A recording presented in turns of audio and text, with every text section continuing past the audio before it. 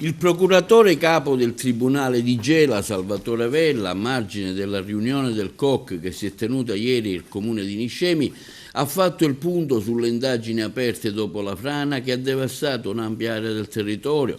Un evento enorme senza uguali oggi in Europa, ha sottolineato il procuratore Vella, chiarendo fin da subito che la Procura è al lavoro su un'inchiesta complessa destinata ad allargarsi, fondata su una mole imponente di documenti, immagini satellitari, analisi tecnico-scientifiche, con un obiettivo preciso: risalire alle cause, accertare se il disastro fosse prevedibile e se soprattutto prevenibile, individuare eventuali responsabilità penali a qualunque livello essi si trovano.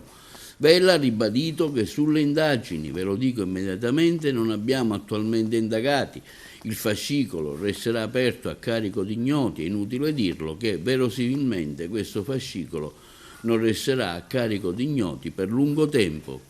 Abbiamo attualmente indagati, quindi il fascicolo resta a carico di ignoti. È inutile dirlo che verosimilmente questo fascicolo non resterà a carico di ignoti per lungo tempo. Abbiamo in corso acquisizione di documenti. La massa di documenti che acquisiremo e che abbiamo già acquisito non è indifferente, si fa riferimento chiaramente oltre a documenti cartacei a anche immagini, fotosatellitari, abbiamo immagini radar che saranno messe a disposizione dall'Agenzia Spaziale Italiana su cui già sta lavorando la Protezione Civile.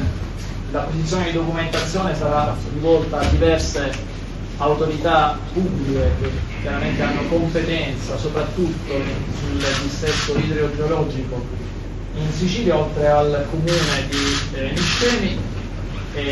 Abbiamo avuto un'interlocuzione con gli organi centrali della Polizia di Stato per avere a disposizione un sistema che anche con l'utilizzo dell'intelligenza artificiale ci potrà consentire di processare meglio la mole di informazioni che saranno spalmate anche nel tempo. Abbiamo creato un collegamento con il COC che è installato presso il comune di Niscemi e anche col centro di coordinamento e soccorso di prefettura. Abbiamo chiaramente un ottimo collegamento anche con la prefettura di Caltanissetta, che ringraziamo per il lavoro che sta svolgendo. Noi non ci sostituiremo chiaramente all'attività della protezione civile nella messa in sicurezza e nella tutela della popolazione. Noi faremo un discorso diverso, cioè partiremo dall'evento frana, che come sapete è ancora in corso, per risalire indietro nel tempo, per andare ad accertare quali sono state le cause di questo evento, che è un evento enorme, che non ha uguali attualmente sul territorio europeo. Dalle cause dovremo andare a risalire se l'evento era prevedibile, come sembra emergere da diversi documenti che attualmente sono pubblici, ma non ci basterà questo per l'accertamento della responsabilità penale. Andremo ad accertare, oltre che se l'evento era prevedibile, se era prevenibile, cioè se un evento di queste dimensioni poteva essere in qualche modo prevenuto.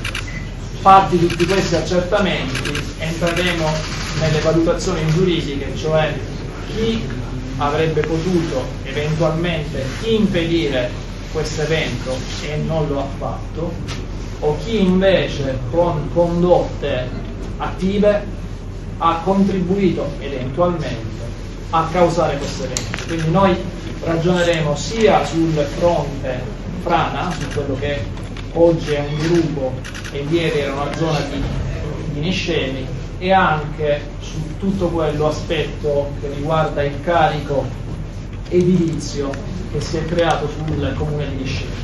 Le nostre indagini avranno molto a che fare con la gestione delle acque, necessariamente, per quello che stiamo apprendendo in questi giorni, e ci avvarremo della collaborazione di 3 consulenti tecnici che sono già stati nominati, in realtà sono già stati individuati e verranno nominati giovedì, quindi tra un paio di giorni.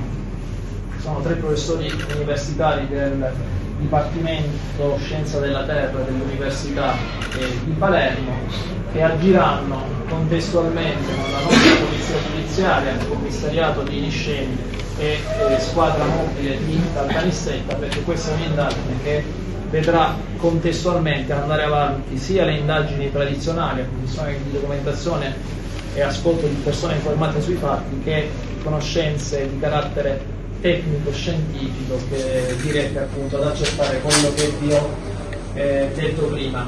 Faccio un'ulteriore precisazione: ho sentito di diversi soggetti che hanno voglia di chiacchierare con la procura di Gela. Per essere assolutamente chiari, noi non faremo chiacchiere. Chiunque vorrà portare elementi di conoscenza in questa indagine, le nostre porte sono aperte, ma verrà sempre tramite un verbale. Avremo un verbale, tutto quello che è rilevante, i documenti che possono essere utili verranno acquisiti.